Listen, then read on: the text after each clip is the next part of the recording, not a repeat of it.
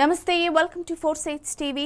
మంగళవారం రాత్రి కాంగ్రెస్ చీఫ్ మల్లికార్జున ఖర్గే నివాసంలో ఇండియా కూటమి నాయకులతో జరిగిన సమావేశం తర్వాత ఇండియా కూటమి ప్రతిపక్ష నాయకుడిగా కాంగ్రెస్ సీనియర్ నాయకుడు మరియు ఎంపీ రాహుల్ గాంధీని నియమించింది. గత 2 సెషన్లలో పార్లమెంటుకు ప్రతిపక్ష నాయకుడు లేరు. ఎందుకంటే ఏ ప్రతిపక్ష పార్టీలోనూ మొత్తం లోక్సభ బలంలో 10వ వంతుకు సమానమైన సభ్యులు లేరు. 2014 లోక్సభ ఎన్నికల్లో కాంగ్రెస్ 44 సీట్లు గెలుచుకోగా 2019లో 52 సీట్లు గెలుచుకుంది. కానీ ఈసారి జరిగిన సార్వత్రిక ఎన్నికల్లో కాంగ్రెస్ 99 స్థానాలు గెలుచుకుంది.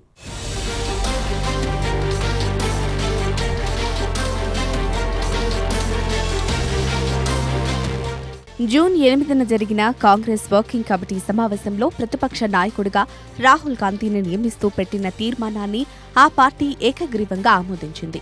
పార్టీకి సరిపోయే సంఖ్యాబలం ఉన్నందున ప్రతిపక్ష నాయకుడి పదవిని అంగీకరించాలని రాహుల్ని కోరింది.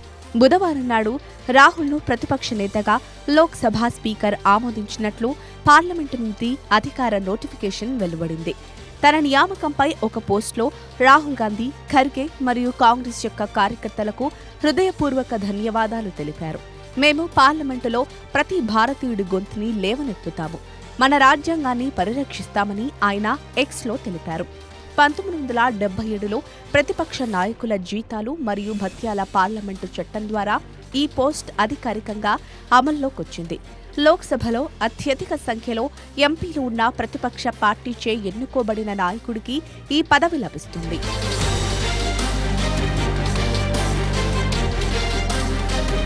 సభలో ప్రతిపక్షం యొక్క గొంతు వినిపించడం దీని ప్రధాన విధి.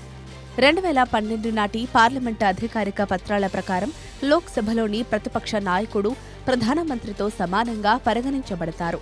ప్రభుత్వం రాజీనామా చేసిన తదుపరి పరిపాలనను చేపట్టడానికి పూర్తి అధికారం ఉంటుంది.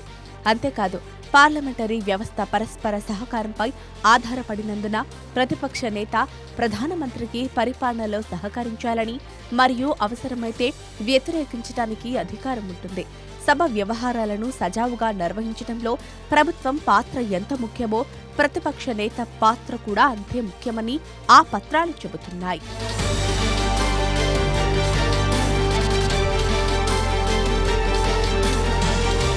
ప్రతిపక్ష నాయకుడిగా పదవిని మొదటిసారిగా స్వీకరించాలని రాహుల్ తీసుకున్న నిర్ణయం అతని విమర్శలకు 2 కోణాల సంకేతమిచ్చినట్లయింది. బాధ్యతలు స్వీకరించకుండా సిగ్గుపడుతున్నాడని మరియు జవాబుదారీతనం లేకుండా అధికారం అనుభవిస్తున్నాడని ఆరోపించే విమర్శలకు ఇది జవాబు. లోక్సభలో చివరి ప్రతిపక్ష నాయకుడు యూపీఏ ప్రభుత్వ హయాంలో ఉన్నారు. సీనియర్ బీజేపీ నాయకురాలు సుష్మా స్వరాజ్ డిసెంబర్ 2009 నుండి మే 2014 వరకు ఈ పదవిని నిర్వహించారు.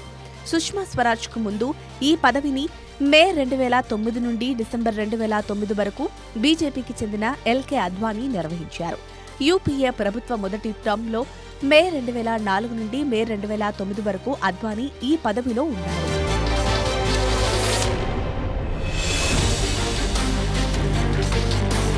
అక్టోబర్ 1999 మరియు ఫిబ్రవరి 2004 మధ్య అటల్ బిహారీ వాజ్పేయి నాయకత్వంలో ఎన్డీఏ ప్రభుత్వం ఉన్నప్పుడు కాంగ్రెస్ అధినేత్రి సోనియా గాంధీ ప్రతిపక్ష నేతగా ఉన్నారు.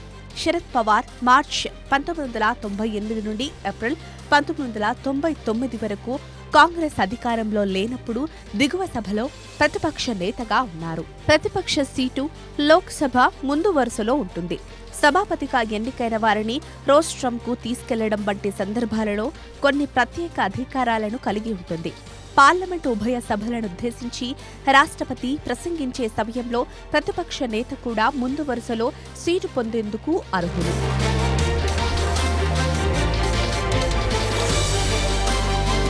అంతేకాకుండా CBI director, central vigilance commissioner, chief information commissioner, అలాగే ఎన్హెచ్ఆర్సీ చైర్పర్సన్ మరియు సభ్యులు మరియు లోక్పాల్ వంటి కీలక పదవులకు నియామకం కోసం ప్రధానమంత్రి నేతృత్వంలోని అత్యున్నత అధికార కమిటీలలో ప్రతిపక్ష నేత సభ్యుడు. ప్రాధాన్యతా క్రమంలో కేంద్ర కేబినెట్ మంత్రులు, జాతీయ భద్రతా సలహాదారు, పీఎం ప్రిన్సిపల్ సెక్రటరీ, నీతి ఆయోగ్ వైస్ చైర్పర్సన్, మాజీ పీఎంలతో పాటు లోక్సభ మరియు రాజ్యసభలోని ప్రతిపక్ష నేతలు 7వ స్థానంలో ఉంటారు.